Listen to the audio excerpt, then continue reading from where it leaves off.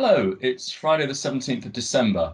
I'm Simon Whitney and welcome to issue 26 of Travers Smith's Alternative Insights. This week, we're looking at the current scrutiny of regulatory hosting services in the UK. For many private fund managers, especially a new firm, a spin-out from a larger business, or a firm that manages a relatively small pool of capital, the UK regulatory requirements can be daunting. Getting the necessary regulatory permissions is an expensive and time-consuming business, especially if there is no certainty that the fundraise will be successful or if the fee structure leaves little headroom for advisory costs or compliance staff. The barriers to entry may even be so high that they stifle competition and innovation. In such a scenario, many firms turn to regulatory hosting services as a solution.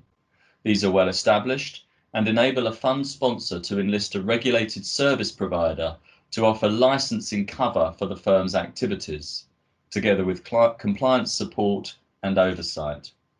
These arrangements are often temporary to allow a sponsor time to establish its own regulated entity, but they can also be permanent, especially for smaller fund sponsors. There are various permutations of the model, many of which rely to some extent on the UK's appointed representative or AR regime. Under that regime, a regulated firm known as the principal takes regulatory responsibility for certain types of lower risk regulated activity carried on by the appointed representative under the oversight and supervision of the principal firm. In fact, the appointed representative regime has many other uses, notably by larger asset managers who often use it to help companies in their group launch new products quickly, subject to a robust group-wide compliance framework.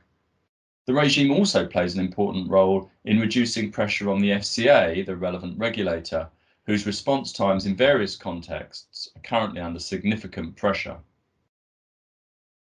However, the regime is under scrutiny. The latest developments came earlier this month when the FCA and the government launched a consultation paper and a call for evidence, respectively. This attention is neither new nor surprising. In 2019, the FCA completed a review of principal firms in the investment sector and identified significant shortcomings in principals' understanding of their regulatory responsibility for their appointed representatives. Among other things, the FCA found that principals did not exercise sufficient oversight over their appointed reps and did not have sufficient control over the business for which they had accepted responsibility. More recently, an influential UK parliamentary committee, the Treasury Select Committee, published a report on the failure of Greensill Capital, itself an appointed representative, and that recommended that the FCA and the government should consider reforms to the regime. They noted that it was being used for purposes way beyond those envisaged when the regime was established in 1986, quote, for self-employed salespeople, close quote. For its part, the FCA is convinced that changes are needed. There is, it says, significant evidence of harm and corner cutting. The consultation seems likely, therefore, to lead to changes to the rulebook. These will clarify the expectations of principals, in particular to ensure that they properly monitor and supervise their appointed representatives on an ongoing basis. Probable changes, among many others, include increased obligations for principals to report to the FCA and a requirement to assess on an annual basis whether the senior management of the appointed representatives remain fit and proper. Well-run firms will have little to fear from these proposed changes, even though they will impose some additional compliance burdens and potentially costs. In fact, if they help to improve standards across the board, the changes could be welcome. However, the review does not only look at the appointed representative framework itself, it also extends to the potential harms and benefits of the regulatory hosting model more generally. The FCA is particularly focused on hosting models where individuals are seconded into the hosting platform, enabling them to undertake potentially higher risk activities like discretionary portfolio management or dealing. The FCA has mooted a range of possible options, from imposing additional obligations on regulatory hosting platforms, such as increased substance or capital requirements, limiting the scope of activities that can be undertaken under a regulatory hosting model, or even an outright ban. While some of the options on the table would level up standards for hosting providers, something which is perhaps overdue anyway, other changes under consideration are more fundamental, and they could be damaging to a structure that is important for the alternative asset management sector.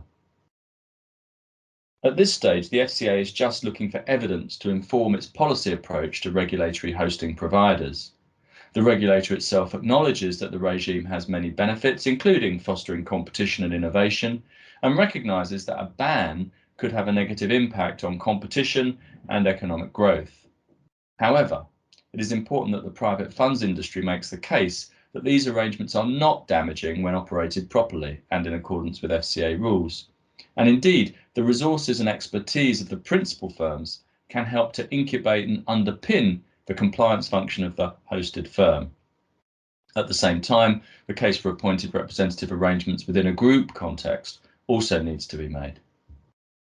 Whilst effective supervision of hosting platforms is of course essential, significant restriction of access to regulatory hosting would be a retrograde step. Thank you for listening. If you would like more information on this topic, please check out our website, where you can also sign up to receive future editions of these insights, or just drop me an email.